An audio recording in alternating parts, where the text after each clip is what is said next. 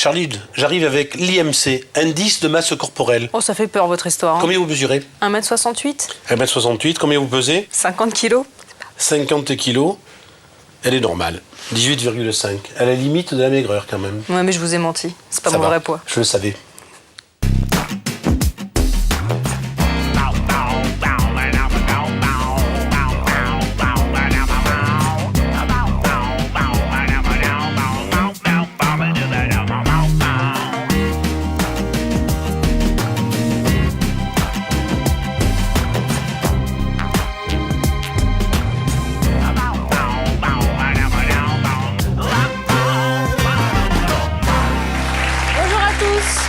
Marcel Ruffo, comment allez-vous? Je vous demande jamais comment vous allez. Je vais très bien, mais c'est pas la peine de me demander, je vais toujours bien. D'accord, ok, bah super. En tout cas, nous, en famille, quand on s'inquiète, quand on ne se comprend plus, le mieux, c'est d'en parler. Et c'est précisément ce que nous vous proposons de faire chaque dimanche sur France 3. Tout au long de cette émission, vous pouvez poser vos questions à Marcel Ruffo par Internet sur france3.fr, par téléphone au 01 41 86 07 39 ou par courrier à l'adresse qui s'affiche au bas de votre écran. Et pour commencer cette émission, regardons tout de suite notre sommaire en images.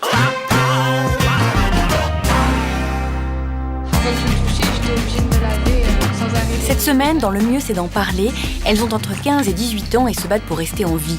Leur combat, l'anorexie. Reportage dans un centre de soins, pas comme les autres. Il y a vraiment un passé, c'était on était contre ou le patient ou sa famille et notamment sa mère. Il y a une espèce de barrière en pointillé qui est au niveau des bras. Tiana, 15 ans, et déjà 3 ans d'anorexie derrière elle. Aujourd'hui, elle reprend goût à la vie, mais son rapport à la nourriture reste difficile. Je suis pas du tout capable de manger du fromage. Et il y a des jours, je me dis, ça y est, je suis complètement sortie. Puis il y a des jours, je me dis, ah non, là, je suis complètement dedans, c'est pas possible. Votre fils ou comme Et tout au long de cette émission, Marcel Ruffo répondra à toutes les questions que vous lui avez posées. etc. Cette semaine, vous avez souhaité parler d'une maladie qui inquiète beaucoup les parents d'adolescents et plus souvent d'adolescentes, l'anorexie. Oui, l'anorexie mentale, donc une maladie dont on ignore les causes, et une maladie gravissime qui est souvent extrêmement dangereuse pour la survie des anorexiques. Plutôt que de dire l'anorexie mentale, on devrait dire les anorexies. Il y a des anorexies le plus souvent sans cause, mais qui vont vers une gravité où l'enfant, comme on l'a dit, oublie son corps, ne mange plus, se met en danger vital. Il y a des anorexies aussi réactionnelles, un deuil, un malheur, une identification. Il y a des anorexies aussi sur des conditions très particulières de maltraitance, où on se venge du maltraitant en étant anorexique. Puis il y a aussi, plus souvent, des formes mixtes, anorexie-boulimie, dangereuses par certains aspects, car elles sont très impulsives, elles alternent. De temps en temps, la jeune fille se sent mal parce qu'elle a grossi et se sent très bien quand elle a maigri. Dangereuses parce que les vomissements, parfois 30, 40 vomissements par jour, avec des laxatifs pour pouvoir évacuer, avec des tas de produits qui font éliminer tous les aliments, ça a un risque mortel au niveau du potassium. Vous savez que quand on vomit, on perd le potassium, qui est le matériel de la conduction cardiaque, et parfois on est obligé de perfuser avec du potassium des jeunes filles en risque vital à cause des vomissements subentrants, 30, 40, 50 fois par jour, avec 100 comprimés de laxatifs par jour. Donc le potassium part de partout. Alors vous avez été très nombreux à nous poser des questions sur l'anorexie, à commencer par Alice qui a 14 ans et qui nous a envoyé cet email. Depuis le début de l'année scolaire, je ne reconnais plus ma meilleure amie. Elle a énormément minci pendant les vacances et aujourd'hui, elle a un discours qui me choque comme « si tu n'es pas mince, tu n'es pas attirante » ou « être mince, c'est plus important que d'être en bonne santé. Ai-je raison de m'inquiéter ?» Mais oui, parce que ça ressemble à cet abominable site, le Proana, cette secte, il n'y a pas d'autres mots qui disent... Proana comme pro-anorexie. Qui disent donc aux filles comment être anorexique. C'est un véritable danger sur la toile, alors que la toile a plein d'intérêt. Elle a raison de s'inquiéter pour son amie. Il faut qu'elle l'amène à consulter son généraliste, son pédiatre, rapidement. D'accord. Alors avant de retrouver nos invités, je vous propose de regarder notre premier reportage. C'est vers 13 ans que Tiana a suivi son premier régime. De restriction en restriction, elle a fini par mettre sa santé en danger jusqu'à ne plus peser que 29 kilos. Alors qu'elle commence à retrouver une relation normale avec la nourriture, Tiana a accepté de revenir sur ses 2 années passées dans la spirale de l'anorexie. C'est un reportage d'Emmanuel Rotin.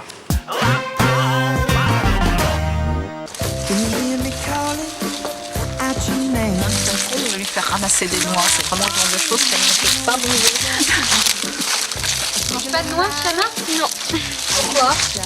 On fait de l'huile dedans. Tous les nutritionnistes vous le recommanderont d'ailleurs. Il y a 2 ans, Tiana a perdu 25 kilos en quelques mois. Après 7 mois d'hospitalisation, elle vient de réintégrer le lycée à plein temps. Aujourd'hui, elle et sa famille ressentent l'anorexie comme une menace encore très présente. Ça va bien, mais elle a besoin de bouger beaucoup, donc il faut trouver des activités, l'accompagner, et c'est quand même encore beaucoup de crises d'angoisse qui sont pas toujours faciles à vivre. C'est la difficulté à manger au lycée, donc c'est loin d'être réglé. Il y a des jours, je me dis, ça y est, je suis complètement sortie. Puis il y a des jours, je me dis, ah non, là, je suis complètement dedans, c'est pas possible. Si elle se sent mieux dans ses relations avec ses amis et sa famille, le contact avec la nourriture, lui, reste plus problématique. Je suis pas du tout capable de manger du fromage. En fait, c'est surtout le sucre et le gras. Mais ça, si, quand c'est mélangé, j'arrive pas à le mettre de moi-même sur une tartine. Mais quand c'est mélangé, je le mange. Donc tu peux manger du beurre aujourd'hui? Oui, si j'ai des haricots verts beurrés, si j'ai un poisson cuit avec de la matière grasse, je vais pas les éponger, non. Ça... L'anorexie de Tiana a commencé bien avant la chute de poids, à un âge où personne ne se doutait de rien. C'est à partir de 6-7 ans que je commençais à me trouver grosse et à supprimer des aliments. Nous n'en avions pas conscience, nous. Je le sais maintenant. Mais elle nous a parlé d'une expérience en classe, en CP. L'institutrice les a tous pesés et mesurés. Elle a été capable, je ne pensais pas qu'un enfant de 6 ans pouvait faire ce type de rapport, elle a été capable avec ça de se rendre compte qu'elle était plus petite que les autres en taille et plus lourde en poids, et donc à en déduire qu'elle était grosse. Et à 8-9 ans, j'ai commencé à me dire que j'avais des cuisses trop grosses et à essayer toujours entre guillemets, de mesurer. J'avais des préoccupations quand même qui tournaient beaucoup autour du poids. À l'âge de 14 ans, Tiana ne mangeait plus qu'une demi-pomme et un demi-yaourt par jour. Son regard, c'était la photo pour le passeport, il ne faut pas sourire, il faut rester sérieux, mais le regard vide sur cette photo me fait vraiment mal. Tiana était descendue à 29 kilos. C'était juste avant l'hospitalisation en urgence. Et cette photo de la sonde ne m'évoque rien de douloureux, au contraire.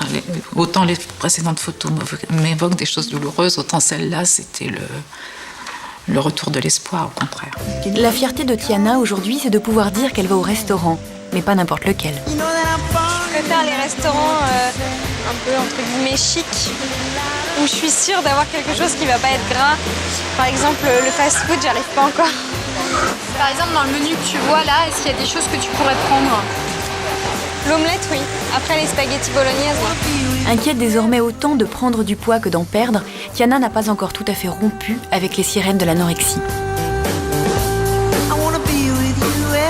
C'est assez bizarre, mais il y a des fois, j'ai même envie d'y retourner.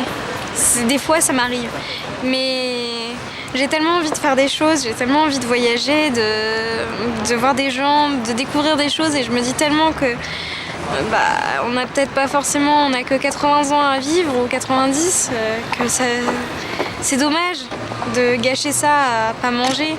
Marcel, qu'est-ce qui vous interpelle dans ce reportage? Je crois qu'il y a tout, vraiment. Il y a tout pour comprendre ce que veut amener l'émission. Je vais partir de ce que dit la maman sur les photos, parce que je trouve ça absolument capital. À un moment donné, leur fille se déprime, quoi. Perd corps avec la réalité, perd corps avec la vie. C'est ça la gravité absolue de l'anorexie d'ailleurs, hein. Une note de dépression, d'angoisse, où la maladie devient plus forte que la jeune fille. Et donc elle montre bien la photo, puis elle met en parallèle une autre photo avec une sonde qui pourrait paraître effrayante et qui au contraire est une résurrection où là elle revit. Le meilleur antidépresseur des anorexiques est dans les 3 kilos qu'ils prennent grâce à cette méthode, hein, avant toute chose. Il y a dans ce reportage à peu près le tableau vrai de l'anorexie et non pas le petit régime qu'on fait tous ou la petite perte de poids ou la petite prise de poids. Eh ben, nous allons demander à Tiana et ses parents, Odile et Christian, de venir nous rejoindre. Merci de les accueillir chaleureusement.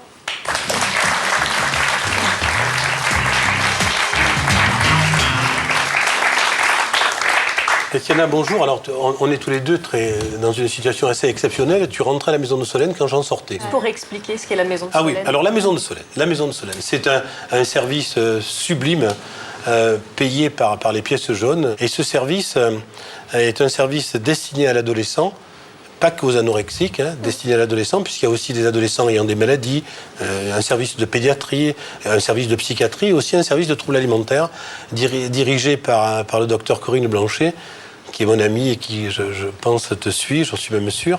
Alors explique-nous un peu comment t'es arrivée. En fait, je suis arrivée après une grosse perte de poids. Donc, 25... C'est quoi une grosse perte de poids ? Parce que j'ai oublié de dire tout à l'heure, parce que je suis vraiment un peu insupportable, que l'anorexie, c'est les 3 A, perte de poids, donc amaigrissement, fort, beaucoup, 10, 15 kilos, aménorrhée, arrêt des règles, arrêt du cycle, c'est un signe très important. Et puis après, fatigue, asthénie. Et donc les 3 A pour se rappeler de l'anorexie. Alors toi, tu perds du poids. Et puis j'ai perdu... En fait, j'ai eu une perte de poids qui a été très très rapide après une légère prise de poids. Et à ce moment-là... Combien de kilos à peu près ? Oui, combien ? 20-25 kilos. Ah oui, voilà. Une perte de poids. Perte de poids. En combien de temps ? En 1 an. J'ai dû perdre 10-15 kilos les 6 premiers mois et tout le reste après. Et avec une aggravation, parce que lorsqu'on perd les autres 10 kilos, c'est là que la dépression arrive. Oui, la dépression arrive et vraiment une perte je dirais, de tout. De toute envie, de l'envie de vivre. Envie de vivre, voilà. Perte d'envie de vivre. Mais j'imagine qu'il y a bien un déclic à ça. En fait, j'avais pris un peu de poids et ça, j'ai vraiment pas supporté. Combien un peu de poids ? J'ai pris quoi ? 5-6 kilos. 5-6 kilos. Et j'ai vraiment pas supporté. Et c'est à ce moment-là que j'ai décidé de faire un régime. Peut-être qu'il faut demander à ta maman, qui a été le témoin de cette longue descente, cet aspect terrible, enfin, parce que quand on t'entend, en même temps, tu le dis avec ton brio, ta force de compréhension, mais pour les témoins privilégiés que sont les parents, c'est assez terrible de voir cette descente sans qu'on puisse l'arrêter. Oui, effectivement. Elle a commencé un régime parce qu'elle avait pris 5-6 kilos, ce qui n'est pas beaucoup. Un régime qui, au départ, était très, très équilibré et où elle mangeait en quantité tout à fait pas du tout inquiétante. Puis petit à petit, les portions... Et qu'est-ce que vous avez fait pour essayer d'arrêter cette chute terrible ? La première réaction, ça a été d'essayer de forcer dans le discours. On n'a pas pris l'entonnoir. C'était à quel âge ce régime ? Elle avait 13 ans et demi. Et vous avez demandé l'aide au papa, vous étiez là aussi. Qu'est-ce que vous avez fait, vous ? On essaye de raisonner, on essaye de le reprendre à un niveau intellectuel, de logique. Puis on s'aperçoit que cette logique, elle ne mène à rien, en fait, parce qu'effectivement, elle est déjà connue et ça ne sert à rien. Ça, c'est intéressant ce que vous dites. Il n'y a pas de logique dans l'anorexie. C'est-à-dire que quand on raisonne en n'étant pas anorexique, on ne peut pas se comprendre. On ne peut pas se comprendre avec des gens qui sont tellement loin de la raison, uniquement en secteur. Hein. Je ne dis pas que tu es irraisonnable sur le reste, au contraire. Vous êtes même parfois surraisonnable. Par exemple, l'investissement scolaire, en disant « Regarde, à l'école, je suis impeccable ». Mais l'illogique, c'est la dénégation de l'idée de faim.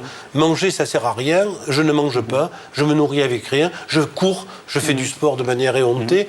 Et on s'aperçoit que des signes apparaissent très très particulier au niveau du corps qu'elle ne voit pas. Mais alors comment vous avez fait ? Qu'est-ce qui se passe ? Vous demandez l'aide à un médecin ? Comment vous arrivez à l'hospitalisation ?